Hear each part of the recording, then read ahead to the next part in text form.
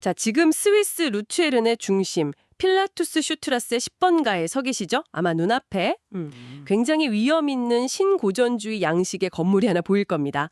한때는 스위스 국립은행, 그러니까 아주 차가운 돈과 숫자를 복원하던 곳이었어요.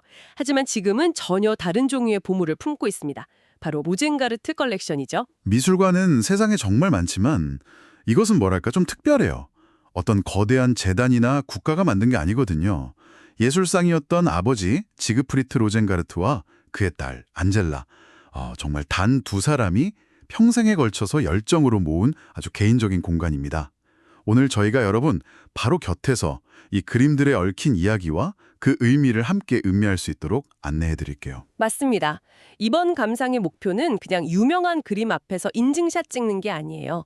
파블로 피카소 그리고 파울 클레 이 두 거장의 세계로 아주 깊이 들어가 보는 겁니다. 그리고 그들과 깊은 우정을 나눴던 한 가족의 마음을 그걸 따라가 보는 거죠. 자, 그럼 안으로 한번 들어가 볼까요? 우선 이 공간 자체에 한번 주목해 보시죠. 1924년에 지어진 옛 스위스 국립은행 건물.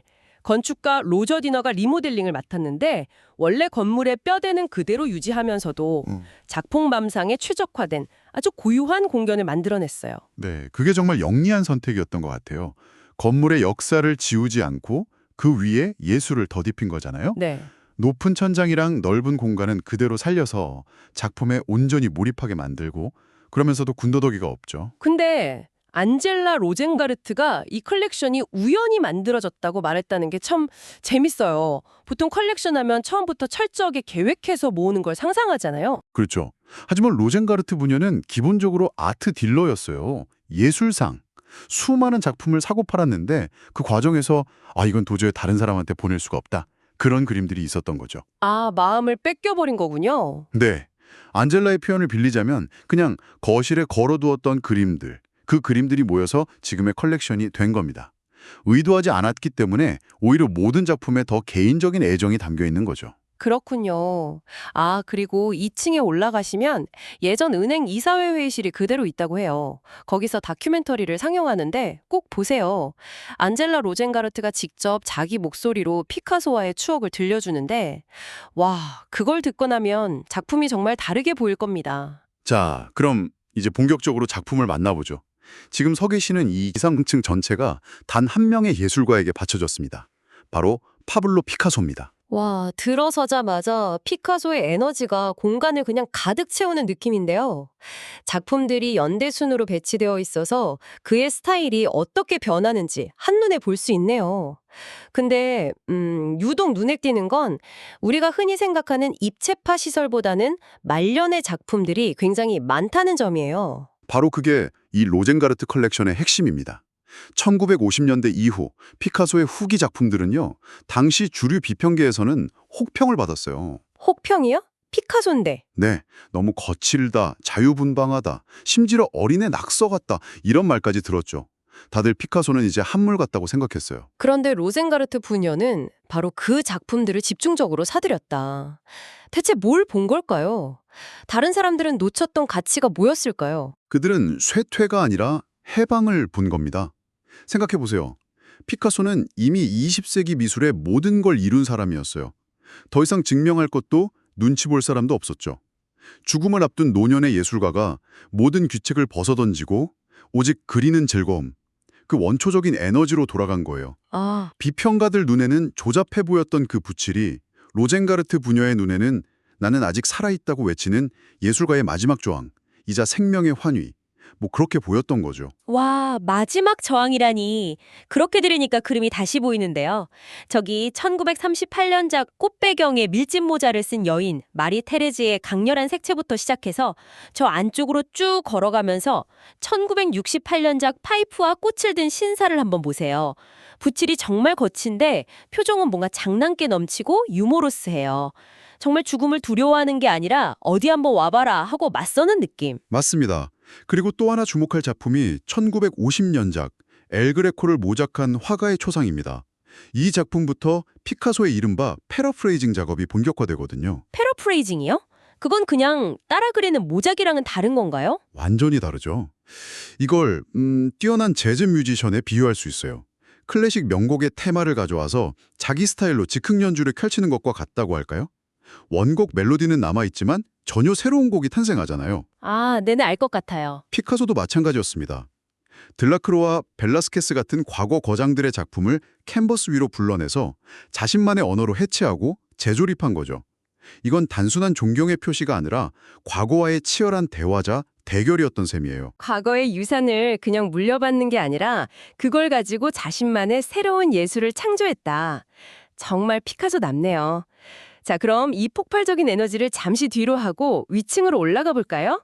그곳에서는 피카소의 또 다른 얼굴을 만날 수 있습니다. 네. 지상층의 피카소가 세상을 향해 외치는 공적인 피카소였다면 이제 만나실 1층의 피카소는 훨씬 더 내밀하고 사적인 모습을 보여줍니다. 특히 이 컬렉션의 심장이라고 할 수 있는 작품들이 바로 여기에 있죠. 바로 안젤라 로젠가르트를 모델로 그린 5점의 초상화군요. 와, 이건 그냥 컬렉터도 아니라 예술가의 뮤즈가 되어서 작품의 일부가 된 거잖아요. 10대 소녀였던 안젤라한테는 어떤 경험이었을까요? 20세기 최고 거장 앞에 앉아있는 기분이 상상이 잘 안 가네요. 그녀가 직접 남긴 말이 있어요. 피카소의 시선을 견디는 것은 놀라운 경험이었어요. 그는 눈으로 나를 꿰뚫는 것 같았고 나를 통째로 삼켜버릴 것만 같았죠. 심지어 그 눈빛이 화살처럼 느껴졌다고도 했어요. 화살이요? 네. 단순히 모델의 겉모습을 그리는 게 아니라 그 존재의 본질을 꿰뚫어서 캔버스에 옮기는 그 강렬함이 느껴지는 표현이죠. 정말 그렇네요. 지금 그 초상화들을 보고 계시다면 그림 속 안젤라의 눈이랑 피카소의 붓터치를 한번 번갈아 보세요. 두 사람 사이에 그 팽팽한 긴장감, 교감 이런 게 느껴지는 것 같지 않나요? 아, 그리고 바로 옆에 걸린 사진들도 꼭 같이 보세요. 사진작가 데이비드 더글러스 던컨이 찍은 피카소의 일상 사진들이죠. 이 사진들이 그림의 이야기를 더해주는 아주 중요한 역할을 합니다. 작업실에서 집중하는 모습, 아이들이랑 장난치는 인간적인 모습, 그리고 가장 결정적으로 지금 당신이 보고 있는 바로 저 안젤라의 초상화를 그리고 있는 그 순간까지 포착되어 있어요. 와, 이건 진짜 대단한데요? 위대한 예술이 탄생하는 그 역사적인 순간을 바로 옆에서 엿보는 기분이에요. 그림이랑 사진을 같이 보니까 피카소라는 예술가가 박제된 위인이 아니라 그냥 우리처럼 감정을 가진 한 사람으로 생생하게 다가오네요. 그렇죠. 그리고 2층에는 피카소와 클레 외에 다른 23명의 거장들 작품도 함께 있어요. 샤갈, 모네, 세잔, 마티스, 칸딘스키.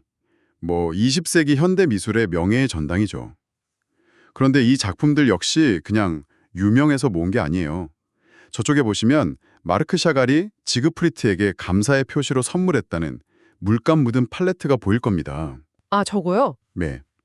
저런 작은 소품 하나가 이 컬렉션의 본질, 그러니까 예술을 넘어선 인간적인 우정과 신뢰를 보여주는 증표인 셈이죠. 와, 정말이네요. 세잔의 에스타크, 마을과 바다나 모네의 암스테르담의 눈 같은 대단한 작품들 옆에 놓여 있으니 그 의미가 더 크게 다가옵니다. 자, 이제 마지막 여정지로 떠나볼까요? 피카소의 뜨거운 열정과는 전혀 다른 고요하고 명상적인 세계가 우리를 기다립니다. 지하로 내려가 보시죠. 지하로 내려오는 순간 아마 공기부터 달라지는 게 느껴지실 거예요. 이곳은 과거 은행의 가장 단단하고 안전한 공간, 바로 금고였습니다. 지금은 그 어떤 금은보화보다도 섬세하고 귀한 파울 클레의 작품 125점을 품고 있죠. 확실히 위층과는 조명부터 다르네요. 훨씬 어둡고 은은해서 뭔가 깊은 사색의 공간으로 들어온 것 같아요. 왜 이렇게 분위기를 다르게 연출했을까요? 일단 클레의 작품 대부분이 빛에 약한 종이 위에 그려졌기 때문이기도 하고요. 더 중요하게는 그의 작품 세계와도 깊은 관련이 있습니다. 클레가 이런 말을 남겼거든요. 예술은 보이는 것을 재현하는 것이 아니라 보이지 않는 것을 보이게 하는 것이다. 아, 보이지 않는 것을 보이게 한다. 네, 그의 그림은 한눈에 이게 뭐다라고 말하기보다는 보는 사람의 내면을 들여다보게 만들어요. 이 고요하고 명상적인 분위기는 그런 감상을 위한 최적의 완경인 셈이죠. 클레의 철학이 이 공간 전체에 담겨 있군요. 이 수많은 작품들 중에서 안젤레 로젠가르트에게 가장 특별한 그림이 있다고 들었어요. 네, 바로 1938년작 작은 엑스첸, 이러는 아주 작은 그림입니다. 한번 찾아보시겠어요? 안젤라가 17살 때 당시 한 달 월급을 전부 털어서 처음으로 자기 돈으로 산 작품이에요. 아, 저기 있네요.